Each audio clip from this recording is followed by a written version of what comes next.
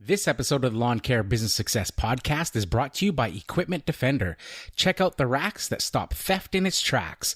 With trimmer racks available in 2, 3, and 4 trimmer configurations, backpack blower racks that fit any size, make, and model of backpack blower, and many other racks available for the tools and equipment needed for your lawn care or landscaping business.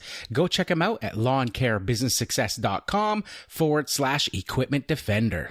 And listen to this, guys. If you use coupon code LCBS10 at the checkout, you'll save 10% off your order.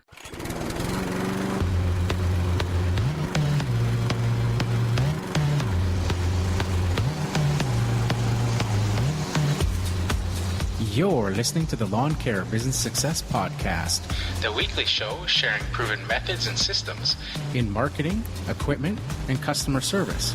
Educational and motivational to help make your lawn care business an overwhelming success. Now here's your host, Julio Tomei. Welcome, Lawn Care Nation, to another episode of the Lawn Care Business Success Podcast.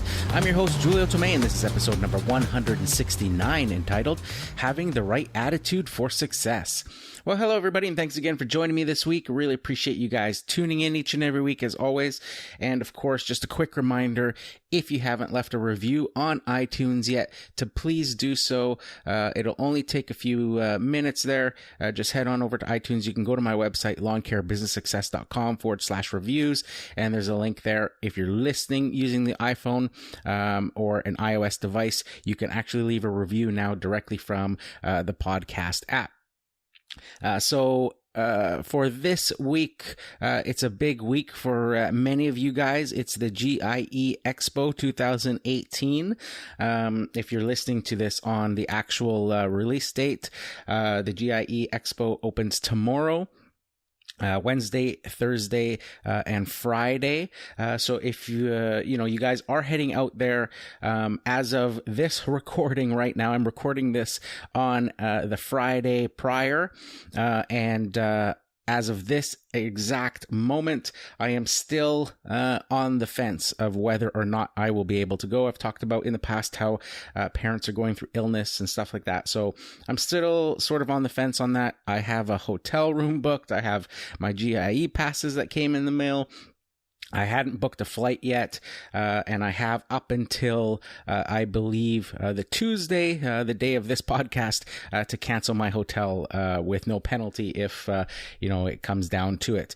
So it'll literally probably be a last-minute decision. Like I say, we're only a few days away, and I still am not sure whether I will be able to or not. If I don't end up going, then it is already on the calendar for next year for sure. I will be going.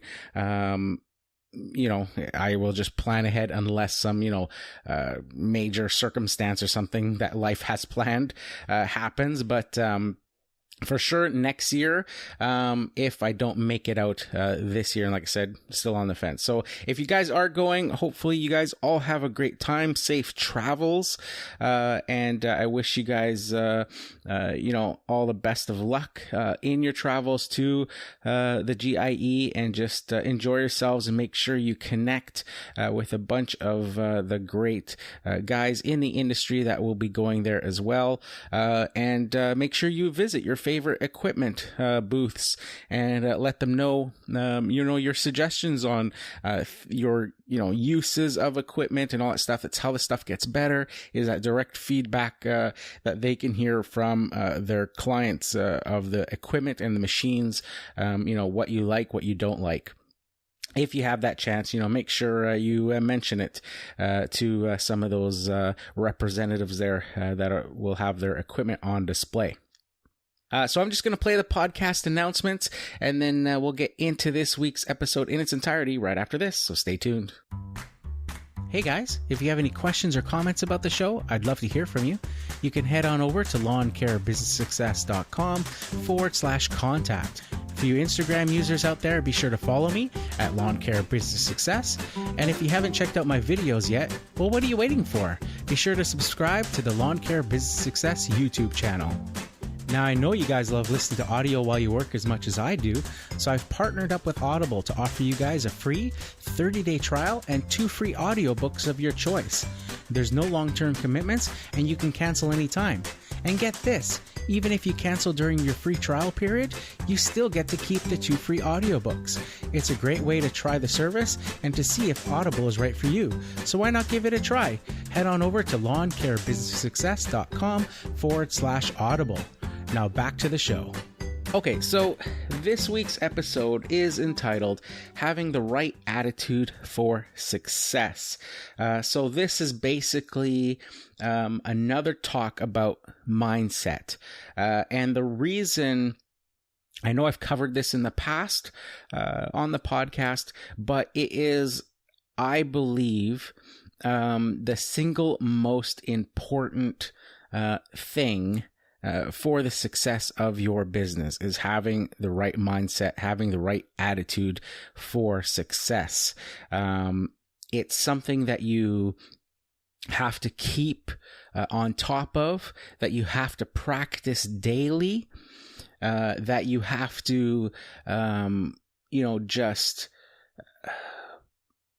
go forward, believing in that attitude, in that mindset, in your vision for what it is that you are trying to achieve in your life, in your business, etc. And it can so easily be something that's often overlooked, and that you slowly, without even knowing it, slip back into, the opposite type of, a bad mindset, having a bad attitude. It's so easy to slip into that for various circumstances that you may not even be aware of. Now, I'm going to tell a little story, and it's a story about mindset, but not directly related to lawn care. So just bear with me. And this story is about my daughter and her soccer team. So my daughter plays soccer. She plays at, the highest level soccer that you can here in Canada for a youth player.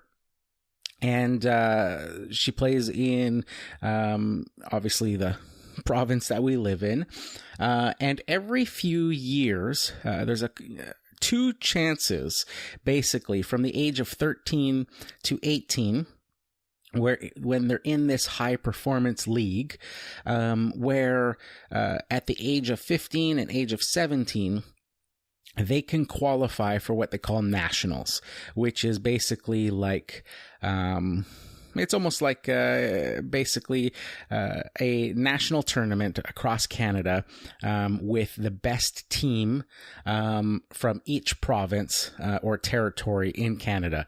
They come together to a host city, host province, and they play basically kind of like a little mini World Cup.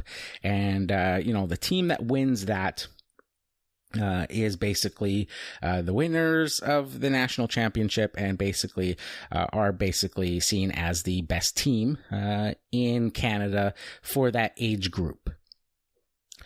So this past year, it was leading up to this tournament, this national tournament. And to qualify for this tournament, you have to win your league.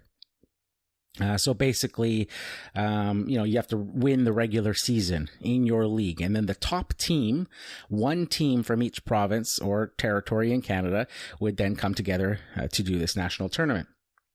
In the past years, through, all of her other ages, her team has always been on top. They've had seasons where they've won every single game, where there's like no competition. And then there's been seasons where there's actually a rival team that's fairly local as well, and they've sort of traded first and second place some years. So this past year, it was a year for this nationals, like I said, and it turned out, both teams were, at the top of their respected divisions, and both made it to the final game, to then see who would, be able to qualify to be the representative of the province in that national tournament. And in the end, my daughter's team lost, and this other rival team won. And it wasn't a surprise to me. My daughter's team won that particular trophy, and they call it provincials. They won the provincial championship the year before, and they've won it in previous years. And like I said, they sort of, go back and forth. At any rate, this other team won this year, and the biggest difference was this was the year to qualify for nationals. It was your last chance to do this. So unfortunately, they lost. After the game, during the trophy presentation, it was then announced that, the province that I live in was the last to hold their final game to determine who was going to go to nationals. So a representative from Soccer Canada was there for the sort of ceremony trophy handing out thing. And they announced that one of the provinces was not going to be sending a team. And it was a province or territory, I believe, the Yukon. And I guess for whatever reason, it was just too expensive to send a team. And they, I guess, historically have not done very well in the tournament. So they, decided, hey, it's not worth the money because you can, as you can imagine, to send a whole team and staff and all that stuff could get quite expensive. And, they just didn't see the value in doing it. So it was then announced that by default, because British Columbia, the province I live in, was hosting this national tournament, that the two teams, the winner and the runner-up, second place team, would both be qualified for the tournament. So the team that won got in, obviously, but then my daughter's team, even though they lost, also qualified by default because this other province wasn't sending a team, and they need to have, that number of teams that the tournament is planned on to be able to run the tournament successfully. So my daughter's team qualified in the end. They found out, hey, we're going as well. To the chagrin of the team that won, the rival team, they weren't too happy about, winning the game and now still being in, the tournament with our team. But fast forward to the tournament, and the tournament happened this past week. So it's been since June when that last, provincial game happened, and then we go to this national tournament, and like I said, it was hosted here, and ironically, it was hosted at my daughter's soccer club, their home fields. This is determined, a few years in advance. So it had nothing to do with my daughter's team getting in at the last second or anything like that. It was a predetermined thing, regardless of whether a team from that club qualifies or not. That club is the one chosen years in advance to host the tournament.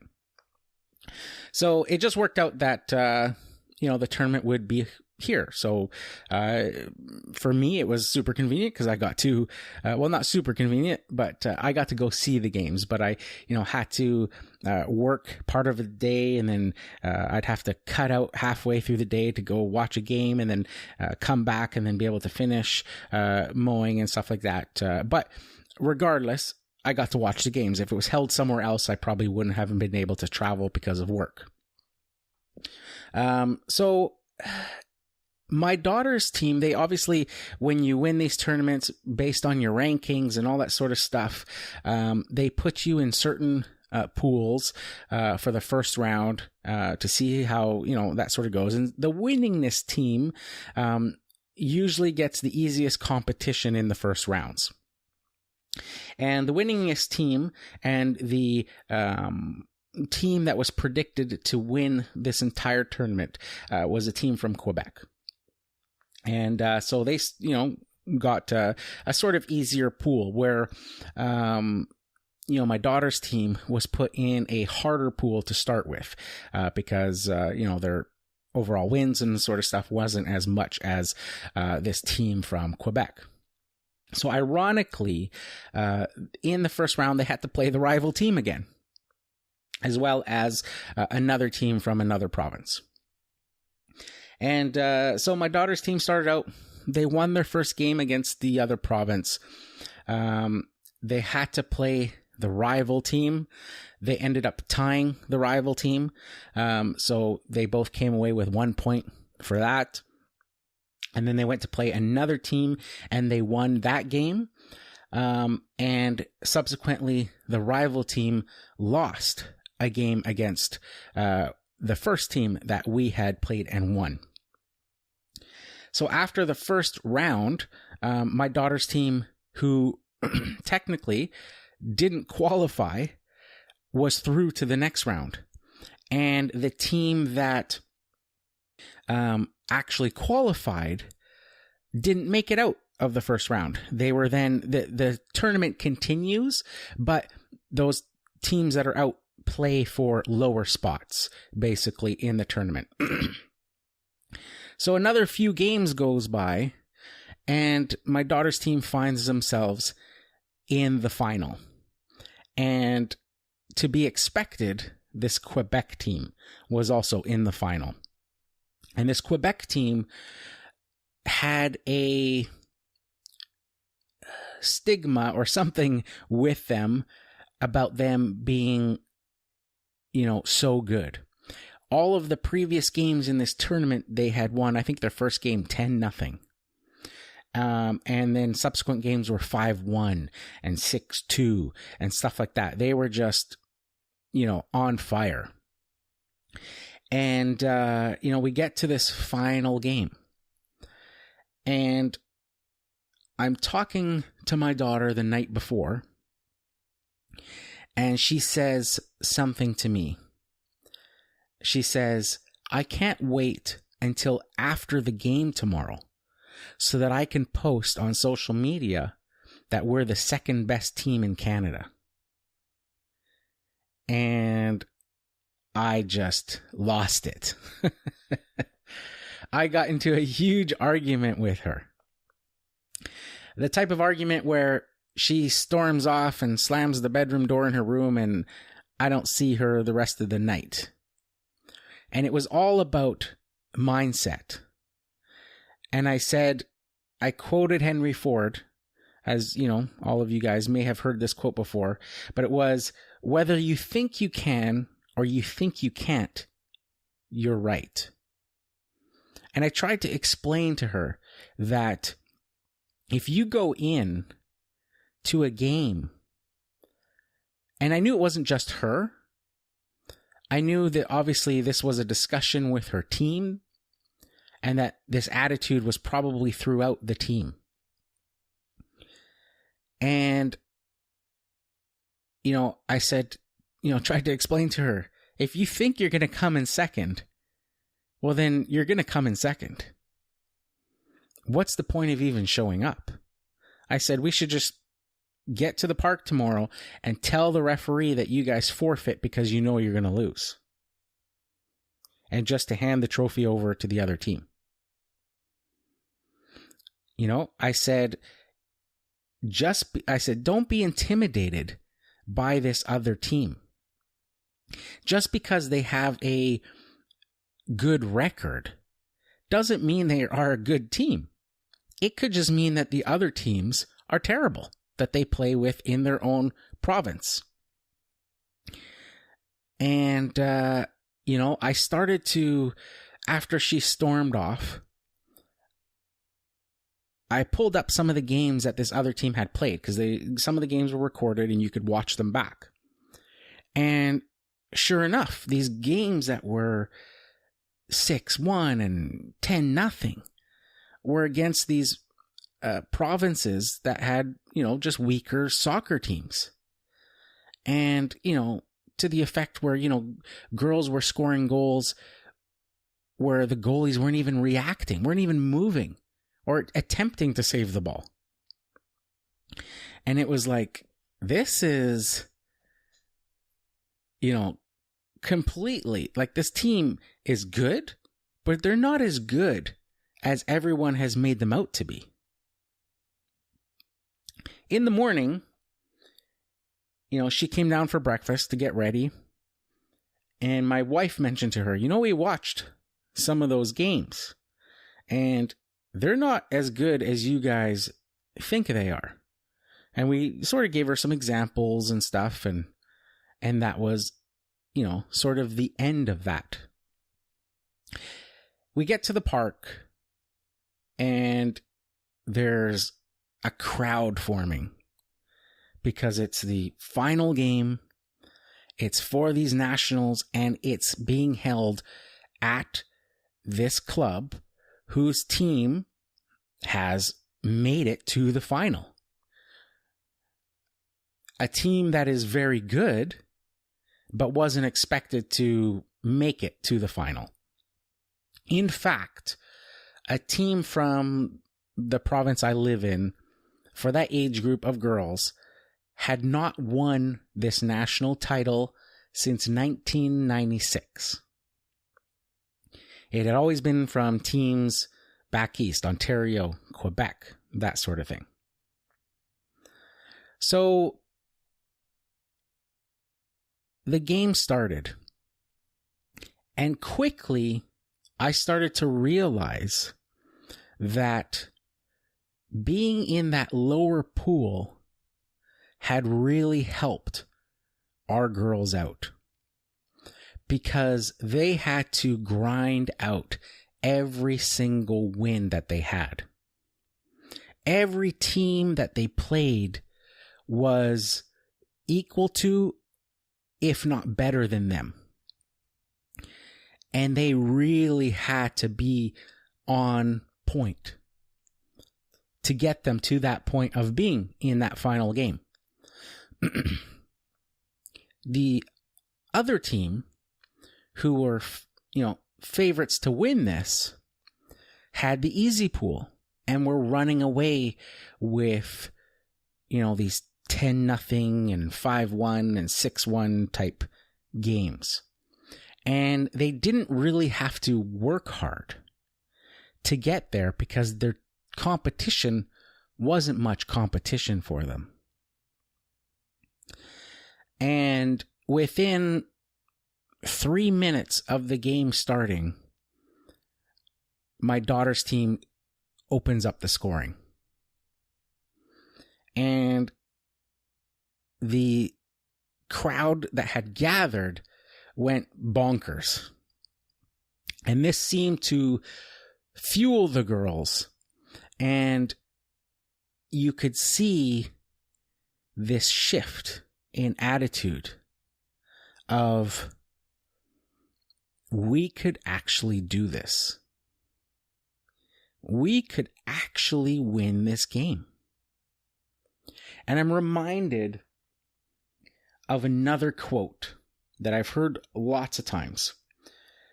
And that is, hard work beats talent when talent doesn't work hard. In the end, they scored a second goal. This team from Quebec, I think they got one goal. The game ended 2-1. The girls won the national title for the first time since 1996. And, it was almost a storybook ending to that, and it proved my point, something that I talk to my daughter all the time about, and my son about that. Something that I've told them for years and years, referring to that quote of hard work. Another story another soccer story, but this one is with, a popular footballer, as you guys are probably, I think the whole world knows of Cristiano Ronaldo. I saw an interview on YouTube with one of his teammates when he was at Real Madrid, and he talked about training with him. And after training, Ronaldo said to him, "Hey, do you want to come to my house and have some lunch?" So the guy agrees, and he says, we got to his house, and we had just white chicken breast, some vegetables, and water. He says, no juice, not just water. And it was just plain white chicken breast, no skin, no, nothing, very healthy meal. He said after that, Ronaldo asked him, "Hey, let's go to the backyard and kick the ball around." So he was like, okay. So they go to the backyard. They start, kicking the ball around, shooting on, a net there, doing some small drills and stuff. And then Ronaldo says to him, "Hey, let's go into my gym and do a workout."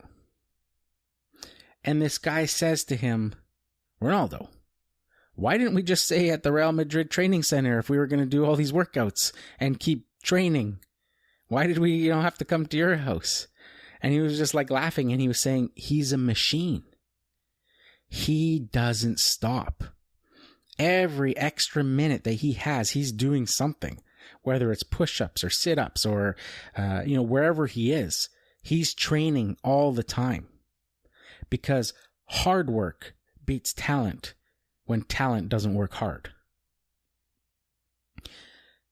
Another example that I want to give you guys is one that you guys, will hit closer to home, as you guys will be familiar with who I'm going to talk to or talk about. And this is Brian's lawn maintenance. Now, I didn't talk to Brian about this beforehand, so hopefully he's okay with me talking about him. I know he listens to this podcast, so if he's listening, Brian, nothing, but good things to say. So nothing to worry about there. But I wanted to talk about his rise on social media. I believe he has something like just over 30,000 YouTube subscribers. And he has over 10,000 Instagram followers. When I interviewed Brian on this podcast, just over a year ago now, could be closer to 2 years, he had just over, I think it was 1,200 YouTube subscribers. And he had 0 Instagram followers because he wasn't on Instagram. This guy has been working his butt off for the social media following that he has earned. He's constantly making videos. I have no idea how he does it, especially with his workload of lawns and properties and things that he has to take care of. I get tired just thinking about it. He's got a much larger workload than I have, as far as properties and things like that. And yet he still manages to do all of these videos constantly. I've done videos as well. And I always find it so difficult to be filming because it's so time consuming to set up a camera, and then record an angle, then change the angle and go to a different spot and all that sort of stuff. It just slows down the whole mowing process when you're trying to get through the day. Yet he manages to continuously and consistently do this. And then he's editing those videos, on a nightly basis and constantly putting out this content. And you see how the traction has been gained. And you see his following exploding. Because, there's guys out there, I'm sure, that are better camera operators than Brian, that are better storytellers than Brian, that are better product reviewers than Brian. But hard work beats talent when talent doesn't work hard.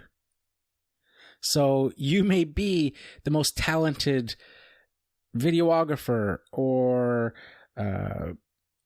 lawn care guy or, whatever the case may be. But if you're not constantly doing it, constantly working at it, then it's not going to work out for you. You can't sit back on your laurels. With Brian's Instagram, I talked to him after and kept in touch with him, after I interviewed him, and I kept bugging him. I know his wife was telling him that he should go on Instagram and all that sort of stuff, and he was always like, what? Like, I don't get Instagram. I don't, understand it. And, I remember talking to him about it and saying, dude, you need to get on Instagram. I said, with everything you do on YouTube, it's just another channel that you can, show off those products that you're using. And reach another audience there and tie them in with that YouTube audience. And so I remember him joking and saying that he had joined Instagram, and his wife said to him something like, what? I tell you to join Instagram and you don't listen, but Julio tells you to join Instagram and you go and do it? So I always thought that was kind of funny. But anyways, he joined Instagram, and I think I had at the time like 2,000 followers when I, was talking to him about, how he should join Instagram. And he started out, of course, at 0. And just a few months ago now, in a year's time, he's now at over 10,000 Instagram followers. And I'm sitting at 7,000. And I'm telling you, hard work beats talent when talent doesn't work hard. Now, I'm not saying I'm talented at Instagram, but I am saying that I don't work as hard at it as Brian did. With everything that Brian does in the social media space, he's an animal when it comes to that sort of stuff. And I remember the day that he passed me on Instagram. I knew it was coming because I could see how quickly he was gaining followers. And I just texted him and said, I think it was at the 6,000 mark, in that range that he passed me. And I just texted him and congratulated him on surpassing me. And I said, the student becomes the teacher. And it was just like, my hat's off to him for that, right? Because it's the amount of work he's putting in. Is like I said, I look at it and go, at my stage of life with my family, my kids and stuff like that, do I have more in me to do? I guess so. I'm sure I could find the space, but there's no way I'd have the energy to do what he does. So that's, another example. You think about somebody like Tiger Woods, who's completely talented in golf, but he wouldn't get anywhere if he wasn't constantly working on his game. If he just sat around on his laurels of, hey, I'm a great golf player, you can see how that would quickly be surpassed in titles and green jackets and all that sort of stuff by other players who aren't as talented, but are always out there working at it and always in the pursuit of it. You have to constantly be pursuing that winning attitude that, regardless of the results that you're getting from the effort you're putting in, that that it will pay off. It's like the other saying of, you reap what you sow. Right? If you're in your garden and you're planting cucumber seeds, come harvest time, you're going to get cucumbers. If you put in the effort and you're taking care of, mixing the soil and planting those seeds and watering them and weeding that garden to make sure the weeds don't take over, and you're making sure they get enough water and all that sort of stuff, you're gonna get cucumbers or whatever else it is that you're planting. If you put in the effort, you will reap the results, regardless of whether it's social media or playing a soccer game or your lawn care business. I think back, as I'm older in life and you think about lessons you learn and all that sort of stuff, and, you discover this fact of, having the right mindset and how it can make all the difference. And knowing that hard work beats talent when talent doesn't work hard. And, you look at the younger generation and you wish you could, transfer your knowledge to them. When I look at my kids, I'm like, I wish I could take this and tell them. But of course, this is something that, some of them will retain, but in most cases, they have to learn it on their own. They're teenagers. When I think of my daughter that night when I was, trying to tell her that, hey, you can't be having this attitude of you're going to come in second. You have to have the right attitude. And, she stormed off because she doesn't want to listen. It's probably like those old, Charlie Brown commercials where Charlie Brown cartoons, when Charlie Brown would be, in his class and the teacher would be talking and it would just be like, wah, wah, wah, wah, wah. Like in one ear, out the other. You don't really hear what's going on. You're not paying attention. And yet you're trying to impose wisdom on this person. You're trying to teach them from your experiences. But in a lot of cases with this younger generation, I think back, I was no different. You have to go through it yourself. That, when you're young, you think you know it all. With that soccer game, I remember as well that other rival team that had actually qualified in the beginning for that tournament. And, when it came to the final game, they were all there because the closing ceremonies of that tournament were happening that day. So all the teams that had participated were there.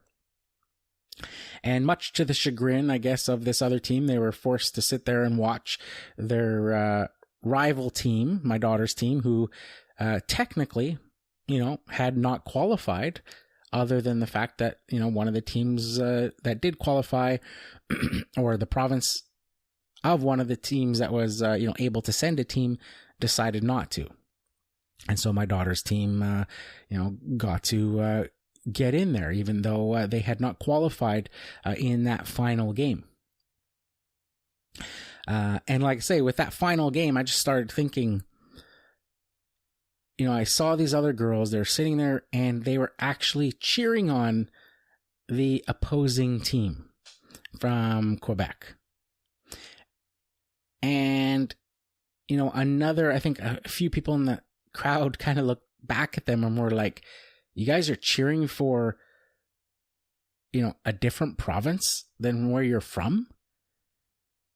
Instead, just because you don't like your crosstown rivals? And,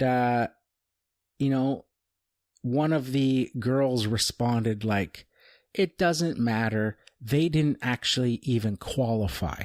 They're just here by default. And again, of course, this is not my own kid talking, so I'm not going to, talk back to this person, to this other kid. But I just thought in my head, what a loser attitude. Yes, you're right. They didn't technically qualify. But in life, it doesn't matter how you get your opportunities. What matters is what you do with them once you get them. And it's not the fault of my daughter's team that this other team couldn't score in any of their games, that they couldn't get out of that first round of the tournament, and that they finished in 9th place of 9 out of 12 overall. It's not the other team's fault about that. Yet you could sense and tell that the attitude was somehow it was, our team's fault for them not advancing. Like somehow if my daughter's team wasn't in it, that it would have been them in that final. And I was just like, what a losing attitude. If you want to win, your first step is to take absolute responsibility in the decisions and the things that you make. For example, when I talk about Brian's lawn maintenance and how he has, his 30,000 subscribers and how he surpassed me on Instagram when,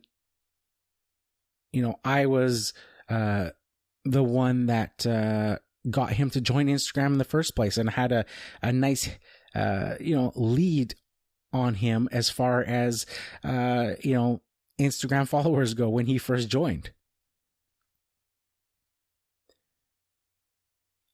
But the fact of the matter is that he worked a lot harder at it.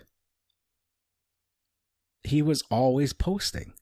He was always taking advantage of new features that Instagram would put out, and doing video and all that sort of stuff. So I can't look at him and say, oh, because of him, I'm where I'm at. And, it's because of him that's holding me back. No. If I'm not happy with where I am as far as social media followers or YouTubers or anything like that, or customers in my business, or, anything that life throws me, it's because of me. It's not because of somebody else. You have to take responsibility. I go through ups and downs as well as, everybody does. And I go through lulls. And, I will say that once you start recognizing that mindset and focusing in on it on a daily basis, it becomes easier to have that mindset. You still slip. You still slip into negative thoughts, and, it's the biggest thing in business is having that mindset of, just put in the work and, having the faith that you will reap the rewards. But, like I said, the more you practice it, the better and easier it will become to maintain it. And you also will start to recognize that mindset in others. Like the example I gave where, sitting at the soccer game and listening to that other girl talk. And instantly I recognized the poor mindset, that not taking responsibility for their loss and why they couldn't advance. But somehow, having this sort of, it's this other team's fault, that they're not even supposed to be here. And, other excuses that I heard throughout the tournament that, the referees must be from this particular soccer club. When in fact the referees came from, different provinces. And in fact, the referee in the final game had a French accent because she needed to be able to be bilingual and speak both languages of French and English, as those being the two languages in Canada, to be able to speak to the players in Quebec if she needed to in French, and be able to speak in English to the girls from BC. Yet you see people's, you see that mindset when things don't go right, not taking responsibility and looking for an excuse. That mindset, so easy to slip into in the beginning. But like I say, once you do it more often, you start having a good mindset, a good winning, positive attitude, it becomes easier. You still will slip into, like I said, times where you will have, a negative thought, but you'll be able to quickly recognize that, I'm slipping. And, now, in the beginning of this podcast, I would have, years ago when I started, and I tried to reach out to brands, and I would have, negative results. Constantly people telling me no, when I asked for a product or if they could send me something. And, in the beginning, it was always like, is it worth it? Is this ever going to work out? Is it, all that sort of stuff. And now, whether it's lawn care or, approaching a brand or something like that, if I don't get the results I'm looking for, I don't make excuses anymore. I just say to myself, and it's almost instantaneous when I have a negative thought and go, this isn't working out for me. But before I can make an excuse for it, my mind automatically now goes, I'm not working hard enough. That's the problem. I may think I'm working hard enough, but then I start to think, hey, could I be doing something different? Could I be doing something more? Could I be changing it up? And the answers are always yes, yes, yes. And it becomes just this instant, recognizable yes. So if you're not, you're starting your lawn care business, you're not happy with where you are, you don't have enough clients, and this is the thing, people will fade away. Trust me, I know. I've gone through so many different businesses, and all of them previous to lawn care had failed. And looking back, I know exactly why each and every one of them failed. And the common denominator with all of them was they all failed because of me. Although at the times, I always made excuses as to why they failed. But now being older and wiser, I know that that's not the case. I know that the case is it was me. What could I have done differently? There was so much that I could have done differently, but I always made excuses as to why that wouldn't work instead of just doing it and plugging away at it and making it work. So I hope you guys are still with me. I know there's a lot of stories and examples in this particular talk today that weren't directly lawn care related, but that mindset, that winning attitude translates everything in your life and all the successes that you can have.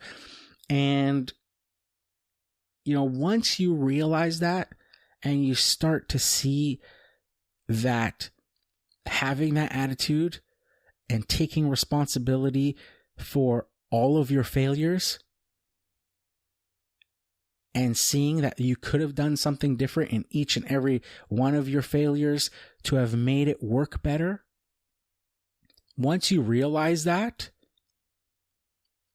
you start to get the notion and feeling that anything is possible. Because hard work beats talent when talent doesn't work hard. So that's it for this one, guys. Here's to wishing you guys all overwhelming success and freedom in your lawn care business. Bye for now.